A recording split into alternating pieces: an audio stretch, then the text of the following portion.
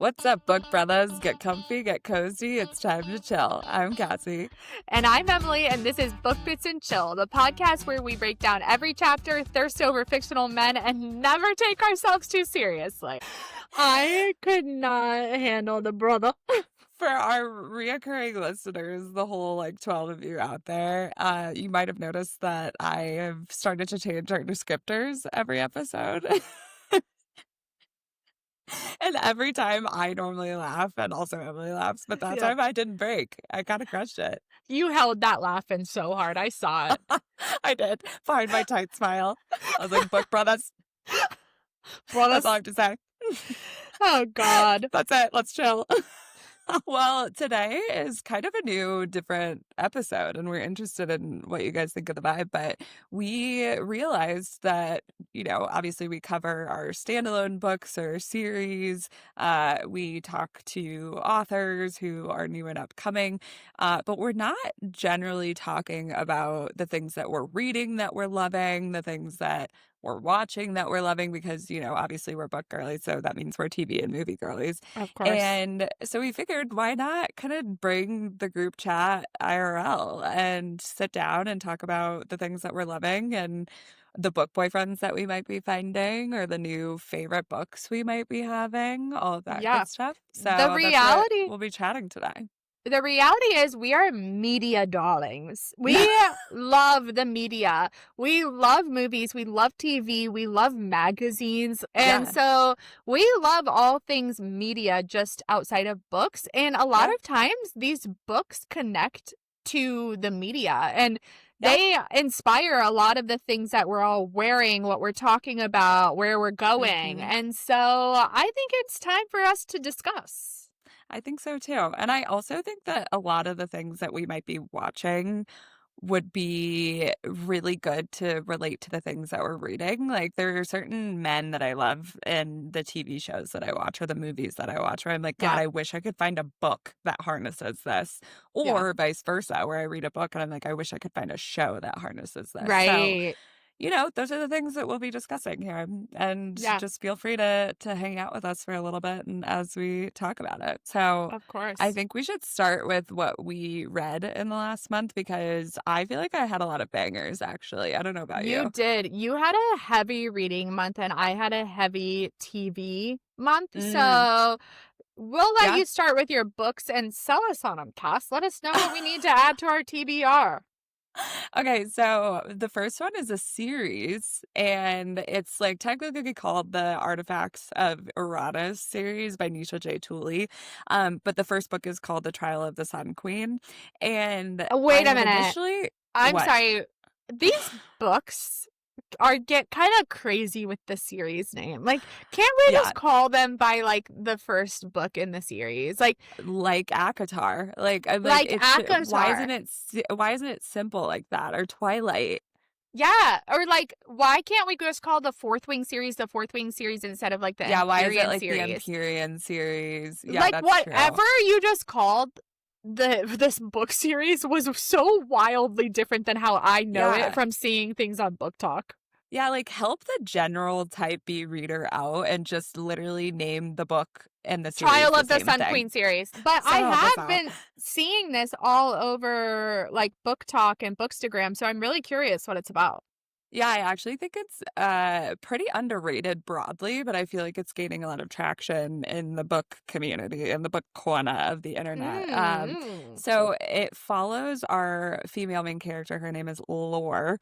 And the first book basically centers around her being entered in this competition that I can literally only describe as a mix between The Bachelor and The Hunger Games. Always The Hunger Games, these books. It's always The Hunger Games and some random compilation of something else. I was, at first, the premise for me, I was like, well, what's going on here? And then as I got into it, I was like, this is so good. I can't stop reading this. So basically, Laura's competing to become the next Sun Queen. The next Bachelorette. The next Bachelorette. And literally, where is Chris Hansen? Because this was like the highest stakes level of The Bachelor that I have. The most dramatic season yet was literally this book. So the first book was great. I will say that as the series goes on, it gets kind of repetitive, but I do Mm. think if you're a very light romantasy reader, you would actually really love this series because the concepts are really not hard to grasp, but the magic system is very straightforward. The MMC is hot and he's like a shadow daddy. So like we love Ooh. that. Yeah. There's only 4 books in the series and it's a completed series. So we love that too because I'm reading way too many new series right now and I don't know why I continue to do that, but No, here we are. I cannot read another series that is incomplete at this point. No. Like, No. it's really starting to wage a war on me mentally. It's exhausting and it's fully self-imposed, but it's exhausting. So It's exhausting to have to also go back and, like, when the new book comes out, yeah, remember what happened in the other books. yeah. Thank God everyone else has the BBC. Thank Thank God God. everyone else has us. Oh. But what is the rest of the book series about after you get past the Hunger Games? Well, I can't say that because that is heavy But it's spoilers. like political Because intrigue, like something there's a yes, disaster attacking the world they live in. yes, basically. And Yeah. there's a lot of political dynamics at play, there's a lot of your standard tropes that come in that Who are are very good. who are the women fighting for the love of? The Shadow Daddy? I can't say that either. That is also a spoiler. I already have All so you many need to questions. know is that you will literally binge the first book in actually a day and a half. Like, no problem, Okay. without blinking. Okay. Maybe it will So, help me with my atmosphere book hangover. that's true. That would actually be a great one to follow up with, on Atmosphere. Although you'll be like, "What's happening? Why am I reading about The Bachelor when I just read about the first woman in space?" Um The other book that I read that was really good, this is a standalone, it's technically a contemporary romance, but I actually think it's more like speculative fiction, Mm. because it's called A Love Song for Ricky Wilde, and it's set in present day in Harlem. So Ricky is our main character, and she moves to Harlem to like start her own business, her own It's flower shop. 2025. It's literally 2024, Okay. but I think it goes into 2025, I can't remember, but we're in the 2020s Modern day. and modern day, and the timeline actually goes back and forth between modern day and No. 1920s during the Harlem Renaissance, the, like, Black Harlem Renaissance, and so you get this, like, very cool picture into, like, what was going on in the African American community and how they were living in such a different way in this Mm. pocket of the US during that time. And so it was really good. There's like a magic element to it too, which I really liked. It was What like, yeah, genre is this book? I just told you. Oh, it's romance. But what about the magic? The magic, that's why I said, like, I feel like it's not technically like historical fiction, it's more like speculative fiction because it plays on magic, but it's like voodoo magic, which I do like not think I also know what the genre speculative fiction is. it's basically when you like pull in these moments of history, but you are like messing with it. Like you're not giving like a fully accurate representation of what's happening Like because you're like Outlander. sure, or like Bridgerton, like that kind of stuff. And so the magic element to it, I actually really liked because it was grounded in like voodoo magic, which obviously was like very prevalent of a topic during that time, and like during the early 1900s, Yeah. particularly in like the southern part of the Yeah. U.S. Because the African American community there was like very grounded in that like healing medicine and healing, Yeah. all of that good stuff. And Disney's so, Princess and the Frog follows voodoo yes. magic. Yeah. Yes, yeah. So it pulled in that element too, and the love story was just really beautiful, and like the found family that she has is that was awesome too. So that book was amazing. The layers of that book sound absolutely wild. It's like it sounds wild when you're talking about it, but then when you're reading it, I was just like, this is amazing. I love every second of this. And it sounds like something I would love as well, but what a I think you wild would. ride. Yeah, there you go. What else did I read? Oh, there was a book that I read that gave me a new contemporary book boyfriend, which I was very Oh. excited about, and it's called Love in Other Words by Christina Lauren. Oh, The I have man in seen this that book. book was incredible. Like, I finished that book and I was like, I am comparing every single man in my entire life to Elliot right now. Okay, so when I see the cover of that book, because I'm kind of like a book cover like shopper, like if nobody has Yeah, recommended a book to me, like I have to like what the cover of the book looks like. And that's fair. so when I see the cover of Love in Other Words, it kind of looks like a Hallmark movie, and so I've never picked up. A Hallmark movie. Like, and I'm kind of shocked that your book boyfriend came from this Hallmark movie. I mean, I don't know how else to describe other than like, and this actually kind of goes into like, as I was thinking about picking this book boyfriend, I was like, I wonder how Em actually picks her book boyfriends, because I feel like mine are not super surface level. Like, they have to have dark hair realistically. They have to be Okay. tall. They probably have to Not be super described surface level.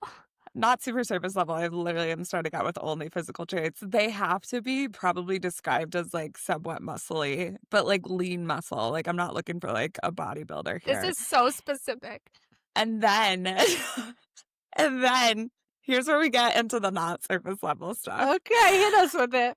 I feel like he has to be very empathetic, you know? Like, he almost has to be either like the baby in a family of like 12 girls, or he has to have like grown up in a way where it was just like like probably something happened to him realistically, like where he had to like learn emotional intelligence from an early Of course, age. Cassie, who doesn't want this perfect man that you just piece together from every perfect person that you could think of? But here's the other catch is he kinda has to be, like, a little bit of an asshole. Like, he's, like, kind of gotta be, like, a little bit of a know-it-all. Like, you can't really debate with him because he's, like, probably almost always right, and, like, he doesn't really like everyone. Like, he doesn't particularly, like, get along with everyone. See, I think that your book boyfriend application you just created is too perfect. It's too realistic. Like, if How is that too perfect? Like, he's that an asshole who's, like, pretty, but also, like, knows his you said a emotions. little bit of an asshole. Like, I feel like that person could potentially exist in real life where, like, my book boyfriends, Yeah. like, I would never be with them in real life. Like, in real life, we would never Mm. make it. But in my fantasy worlds where he's just like a giant, muscly, sweaty, brown Mm. skinned, dark hair man who's also Mm. like, my name, Alec. And that's all he can Who has say. 4 brain cells. Yeah. But he's hot. He's hot. He's nice to look at. I don't He's need nice him to to look at. talk. And he knows what he's doing in bed. You know in Game of Thrones Fair. when Khal Drogo can't even like speak her Oh, language, but he's like, hop, hop, yeah. hop, hop, hop. That's I my was book into boyfriend. that. I was into that. But that was, like, very, like, carnal. I was like, that's like a one-night Yes. stand-ish for me. That's less book boyfriend No, vibe for that's me. I think that's what my book boyfriend's doing in our whole marriage. He's just not speaking, but, like, giving you eyes across the room. 100%. So like mine is like Yeah. real fantasy. Mine is not. Like, I really want real life traits. Like, I think about my like fantasy book boyfriend, Rowan, and I would 100% be with him in real life, Even if he punched you in the face. even if he punched me in the face. That's where the little bit of mean comes into play. Okay. We're gonna gloss over that particular event, but I think everything else shows really who he is, and I think that we would be great together in real life. I think you have painted the perfect man for most of society. I'm sorry that I want my IRL perfect man to be my book boyfriend. And that's I what I know. found in Elliot. See, to me, they're completely separate things. But also, we got so off track that I don't even know what the book is that Elliot's involved in. Okay, but actually, before we get back into the book, is this how you think about like men that you watch in movies and TVs? I'm trying to think of like a movie character that would also be a like a book boyfriend to me. Oh, you know who I loved? The guy in Harry Potter that came from Durmstrang that was also like No. the Quidditch player. Hermione's the Yeah. guy in the Goblet of Fire. Yes. He did actually say 2 words, and they were literally both grunts. It tracks. So I'm not making this up. Like, this is completely valid. Wow. Meanwhile, Cedric Diggory actually captivated my heart for like years. Yeah. After that movie came out. I believe years. that for you because he was the perfect man. He was beautiful. He was good at magic. He was good at school. He was going to probably be the head of the Ministry of Magic one day. That adds up for you. Hot. Everything Yeah. you just listed, I was like, yeah. But he spoke a little too much. Wow. So if anyone's listening, you know that Emily and I have polar opposite views on how we pick any sort of boyfriend, fictional boyfriend. Okay, so Love in Other Words was great. It's a contemporary romance. Yeah, so it was great. It was great. So anyways, it was really good. I'm obsessed with Elliot, whatever. I think if you love like there's like a lot of family drama in this book. So if you kind of like that, and there's obviously like this found family thing, but they meet when they're younger and they fall in love as teenagers, and then they basically become like estranged through some drama, so through some dramatic events that were very sad actually. And then they re-find each other as adults and rekindle their relationship, and it essentially ping-pongs back and forth between the like another time timeline. Another time jumper. Turns out I love a time jump. You love a time jump trope. Yeah, yeah, I do. So it goes from when they were younger to when they're older, and you basically like get the background context as they're like figuring out their present day relationship. And it was just really good. I loved it. I love when a guy falls first. It's very clear that he falls first, which happens here. And I love when he is potentially more emotionally intelligent than the FMC. So yeah.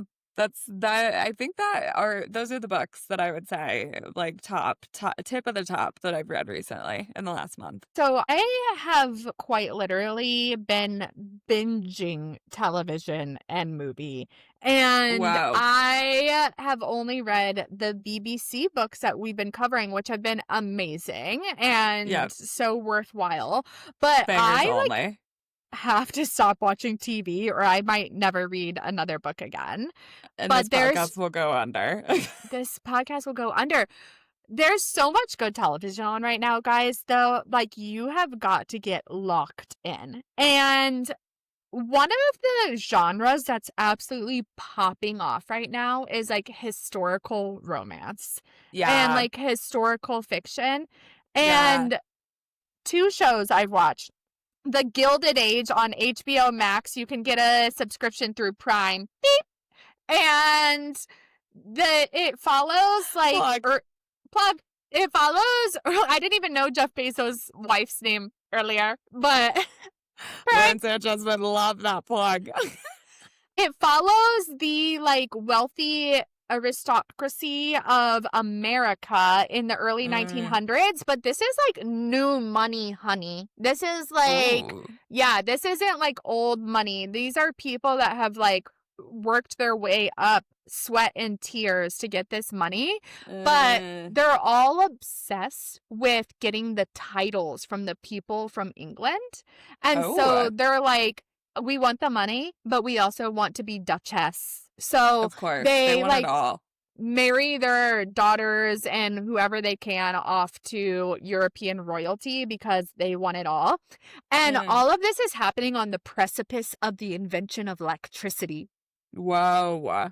Wild time. Crazy.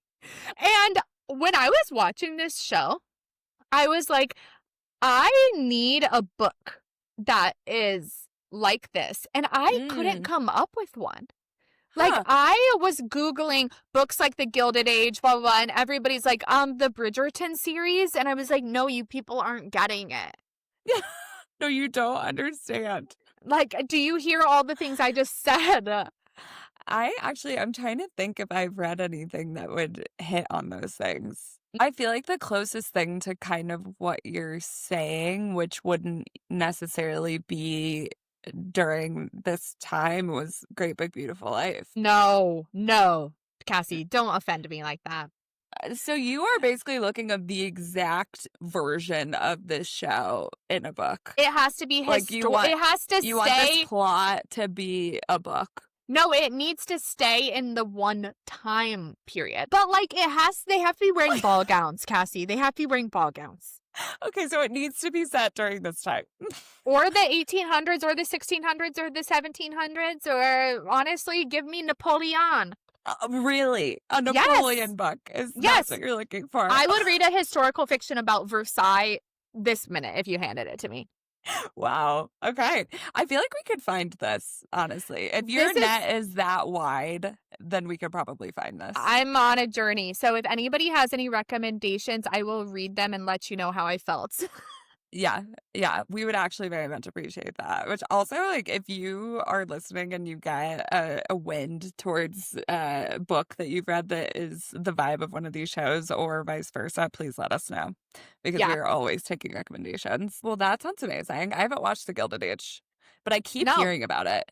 I think I've heard about it from like 12 separate people now. Not a lot of people have HBO Max. Like, we can't afford all of these add-ons these days. That's so true. We're not all new money. But what I was also obsessed with after I watched that show, because I was looking up like books, and they served me Apple TV Plus, The Buccaneers, which I did force you to watch. So good. That show was incredible. So bingeable too. Yeah, it's basically the same concept as The Gilded Age, but then it's drama. It's Gossip Girl. It's literally Gossip Girl. It's so good. And the cast is just perfectly placed. Like, every person, like, is their character. It was just amazing. Literally, like you said, all of the characters are just like, you know, like your next little crush. You want to know what they're doing in real life. And we recently found out that in real life, they're actually playing out the drama that's on the show, which is wild. It's actually so crazy how close it is to the actual plot of the show. Like, I couldn't believe it. I was like, are these people all method actors?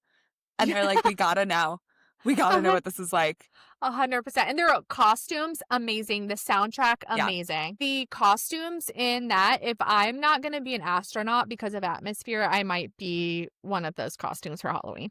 There you go. Isn't the Buccaneers actually a book or a book series? Okay, this is kind of dark. So actually, this does lead us into spooky season. Oh, God. So it is a book from the early 1900s, but and it was a woman that was in American aristocracy, and she was writing from her real point of view, but she died before she finished writing the book. Oh, no. That is dark. That's dark. And we don't know how. I don't think. Maybe tuberculosis. Oh, tough. That was taking people down left and right at that point. I don't know. Would she be proud of where her book has ended today, where her literature has ended up today? I have to believe so. I mean, it was an incredible show. Yeah. So she has to be happy. Which, speaking of adaptations, there are some incredible book adaptations coming forward soon. Yeah, there are. Insane. Have you seen all of these clips that Lily Reinhardt's posting of The Love Hypothesis?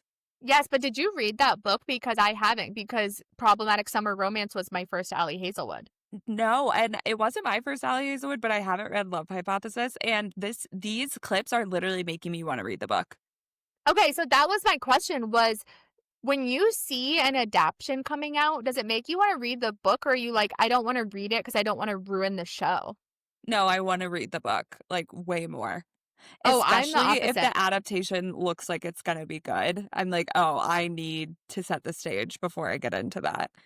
I'm the opposite, though, because I, like, don't want to ruin the show if the show looks so good. Like, I don't want to read the book and be like, oh, they didn't do that right. They didn't do that right.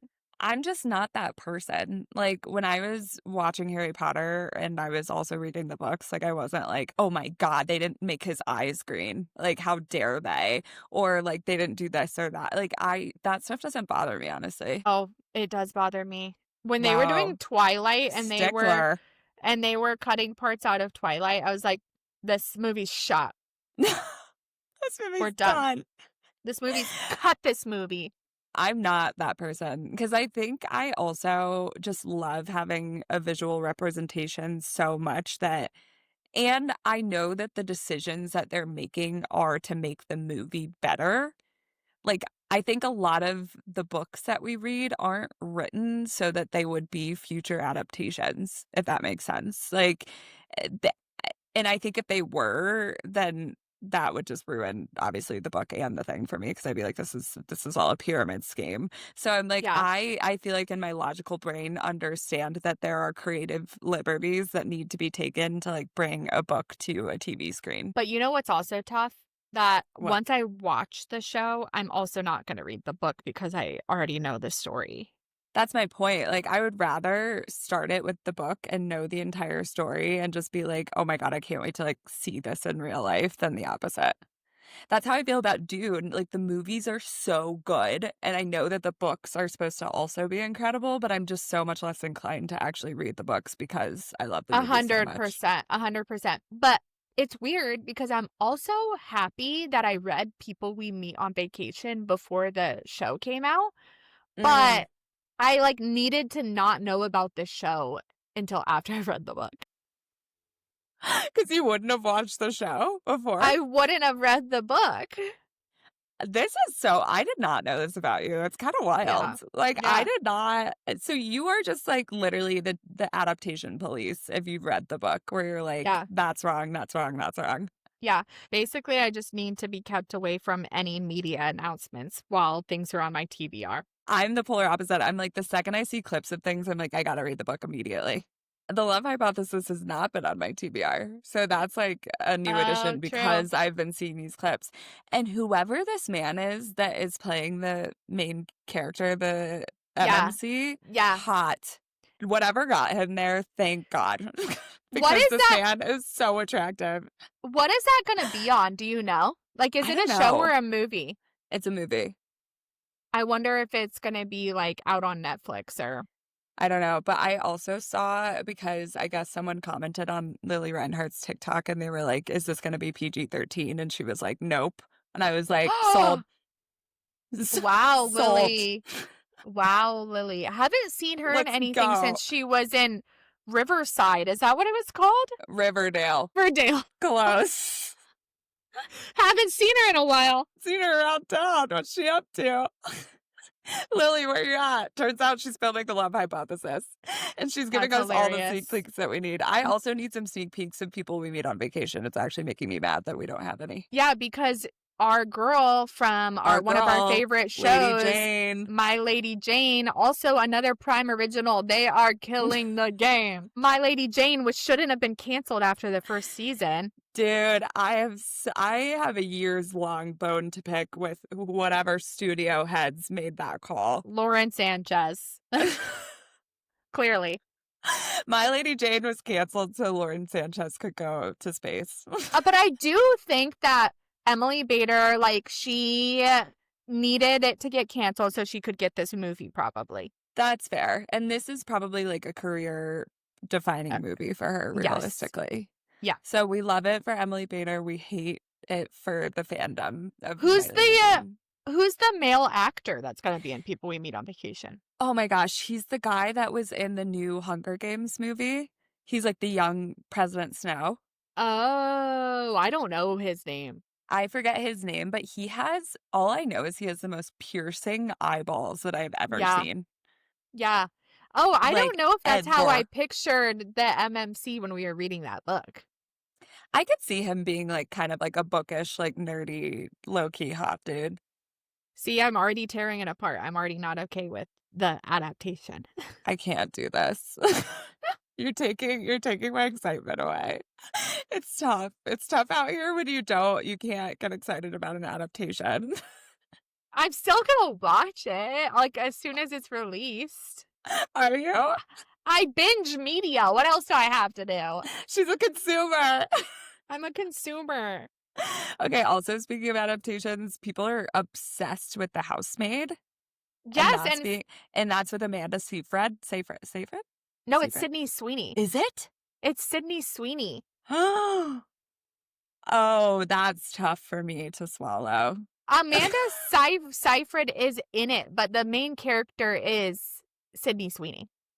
Okay, I might struggle with that based on Okay, recent events with her. wait. Oh, because she went to JB's wedding? No, because I'm like, why she do we was in keep that. talking about JB? I don't know, but she was in that American Eagle commercial. I got so much shit for it Oh, because she yeah. literally sounds like one of your book boyfriends. She's like, jeans are the like, na na na, the America. Well, you know And that people are like, she what? also almost got canceled for that for various other reasons. I know. I Wait, know. one So must not say because I don't know if YouTube will let us upload it if we do. he who must not be named should not But be look it included up, here. guys. And it is Yeah. tough. I think the movie's already in production. I think she's probably already filmed half of it, so they probably can't take back their decision. But Yeah. And it is like a mystery thriller, and she kind of has like the eyeballs that would work for that. she is a bit scary. Um, But I specifically have a question about Housemaid because I haven't read it because I'm not very good at spookies. Mm, And I have heard that the first book is good, but the rest of the books are shit. really?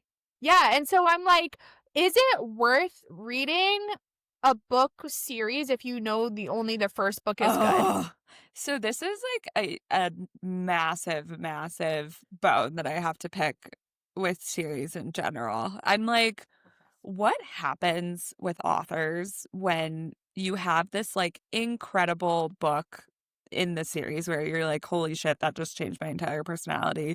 And then you get to book two and you're like, what happened here? Like Yeah. how the mighty have fallen. Like Right. what is the thing? What's the deal? Like, do things just change so dramatically when a book blows up and then you're like, oh shit, I have to like write three more books that I didn't expect to write? Like, what is this? I think that's what happens a lot of times, and that's why I like when the authors, like, plot out the entire series, like, Yeah. before they just start writing. But maybe, Dude, like, The Housemaid was only supposed to ever be a standalone, and then the publisher was like, "Pump them out, pump them out." I don't know what it is, but I was thinking about that even with the Empyrean series, the Fourth Wing series. Uh, Iron Flame, not my favorite. Yeah. Rebecca wrote that what, like 6 months or something after Fourth But Wing came don't you out? think she Like, already had it plotted out? I don't know. I But think even if so. she did, like, I feel like she had to rush to get it out into the market.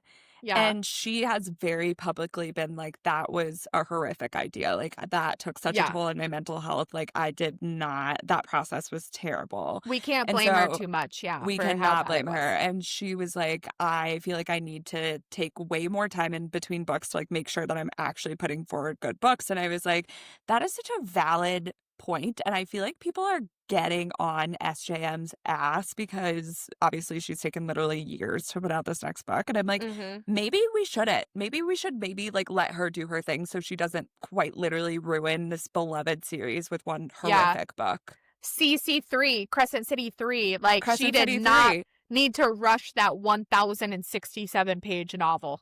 Oh my god, it was so many pages, and it was Yeah. so painstaking the It was entire time. so hard to read. And I also do wonder, though, like, I agree with everything you're saying, but when it comes to SGJM specifically, I think there's something going on behind the scenes that's not even just about writing this book. I feel like Whoa. she's like selling her persona or something to probably Prime. Like something's happening behind the scenes. Like I don't think she's just writing these days. Like I don't know. she has like maybe working on packaging her entire brand, licensing, movie rights, next book, everything Maybe. into some package and is just selling it to a mega media Maybe. company. I don't know. She's also a mom now, like, she has, like, young kids, and she's talked about that being, like, a big factor where she's like, "I'm spending way more time with my family versus when I didn't have kids and I was just pumping books out left and right." Yeah. So that I'm could just also be a saying factor. just watch out for the media in the next year. I bet something's going to pop up.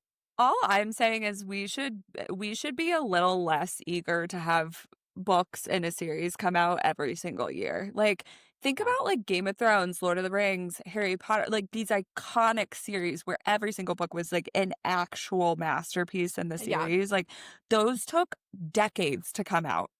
Well, it was Like, also 1876 when Lord of the Rings was written. So, like, he was probably writing with an inkwell. He had no computer to type on, so he was handwriting that book.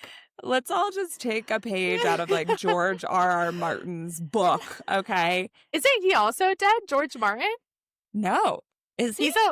Yeah, that's why he can't write any more books. And that's why Hang his on. like his child's writing them now. No.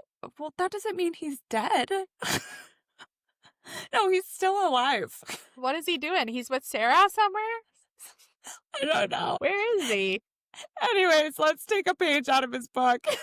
Take our time. Honestly, though, I've just read so many series that have been like that, and it sucks. Like, it just ruins the first book being such a magical experience. that's why we should read more finished series. Like, can we literally cover a finished series on this podcast so people will read it and get off other authors' asses?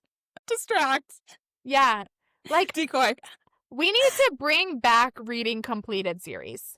Yeah, I would agree with that. I fully agree with that. Okay, speaking of, Yeah, I was just about to say, you recently started a journey to kind of like find your next 6-star read. And yes. you've been asking the audience kind of what they thought, Yeah. and they had some interesting recommendations. Yeah, so like I have yet to find the 6-star read, unfortunately for me. I also think ever since I got it in my brain that that's what I wanted to find. It's just evading me realistically. So here we are.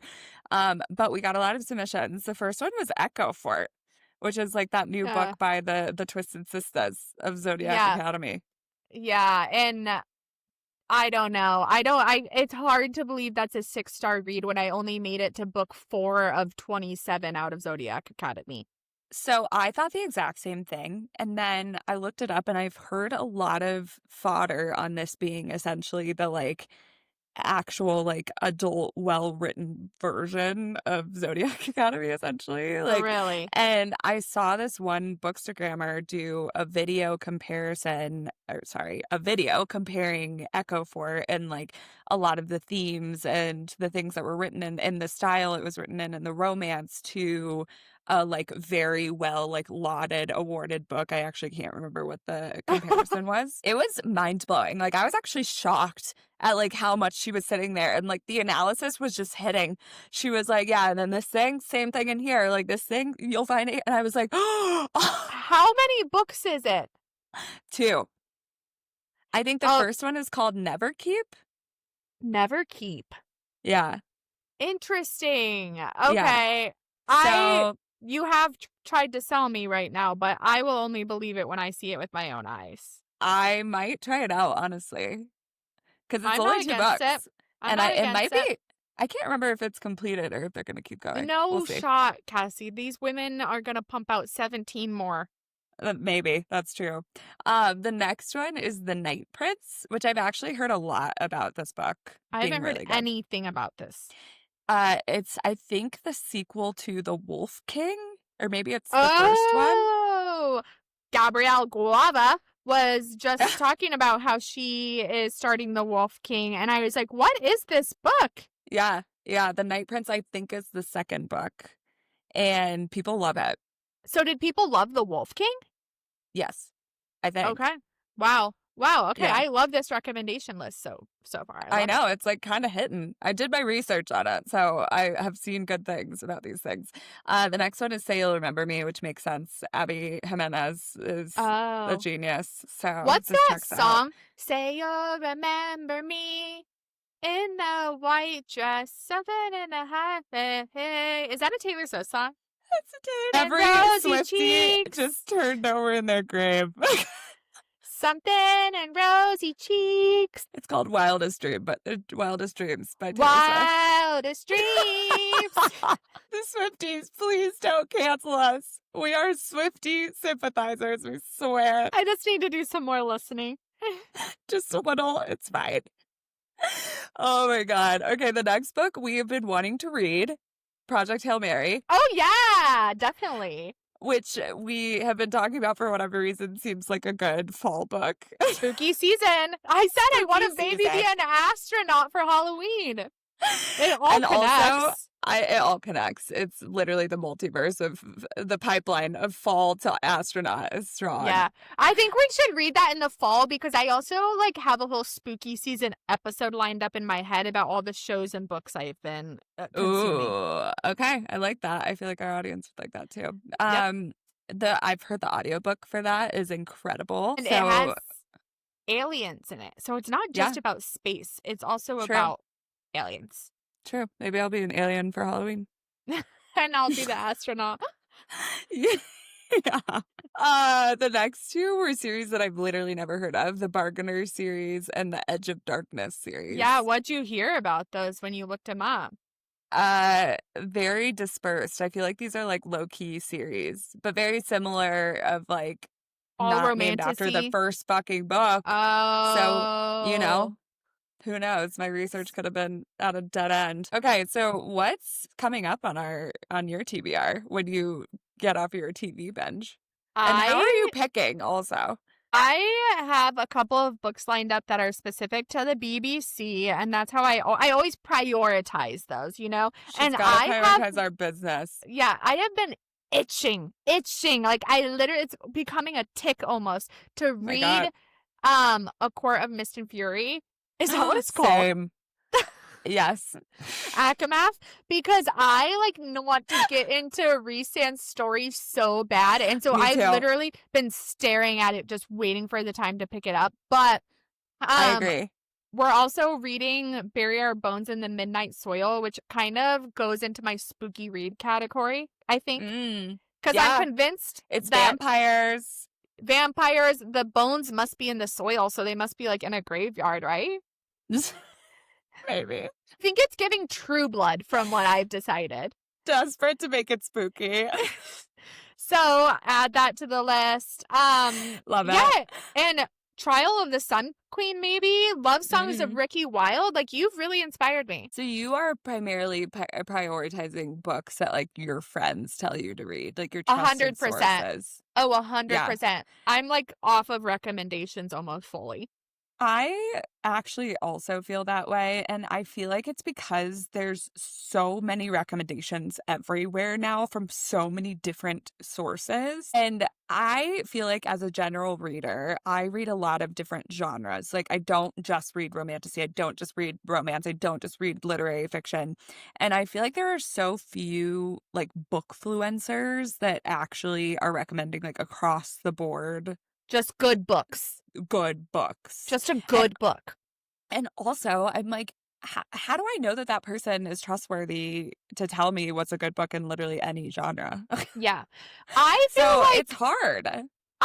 I'm able to recommend books that are just like readable. You're going to Yeah. enjoy them. It's going to be fun. You're going to learn something. It's going to elicit emotion. Maybe it's going to be a vibe like spooky season. Yeah, true. That's what my recommendations are coming from, but you'll never know what genre it's going to be. Like you could be in Yeah. sci-fi and then you could Yeah. be in romantasy I love that. I because do. they're all spooky. I think it's hard that there's not really a hub for people that are just genre benders, like the Type readers B readers. that are a type B reader. They're like, we want to have a good time and we want some variety. Yeah, And that's maybe it.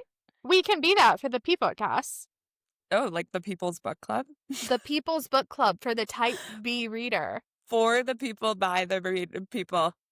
I love those books that you have coming up. I also have been itching, but also kind of putting off the fact that we're reading Akamath because I'm so excited to get into it. I'm Yeah. almost like I want to put it off for as long as possible because I don't want it to end. Yeah, I get that. And also you want to read it at a time you have time available to sit down with it and really Yeah. like be immersed. Yes, agreed. Like I want like a full free weekend where no one's speaking to me and I can Yes. just sit and read that book. Yes, 100%. I agree. What else is on So your TBR though? Because your TBR is always hot off the press. hot. I have been so right now I'm reading Go as a River and it's really good. Mhm. I have been wanting to read The Serpent and the Wolf, which I've gotten recommended a Oh. bunch of times. So I will probably add that to my list. Obviously I have Bury Our Bones as well. Yeah. So hopefully that's spooky and that delivers. Yes, I hope so. on the spooky vibes. And then I had one more romance book that I wanted to read that I can't remember the name of now. I was just giggling Oh well. because all of my TBR that I just said was literally directly from this episode that was just freshly recorded. I'm like, maybe I'll read Echo for it. Like, You like a literally, love song for Ricky Wilde. I just got recommended that book 10 minutes ago and it's already at the top of my TBR. There you go. Maybe it's at the top of one of our listeners' TBR now too. Yeah, exactly how it should be.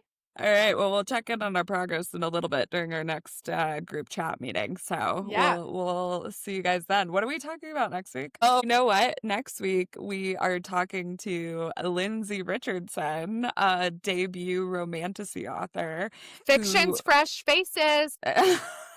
That's right. She wrote her debut novel. It's called God's Bane. It's coming out in October and it's currently available for pre-order.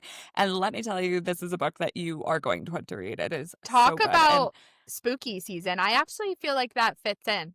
it kind of does. I agree. Yeah, She is incredible, also, like an incredible human being. So you will not want to miss her episode because you're going to fall in love with her and you're going to fall in love with her book. So absolutely. we will see you next Sunday, same time, same place. Grab your blankets, grab your book boyfriends, and we'll see you then. See ya.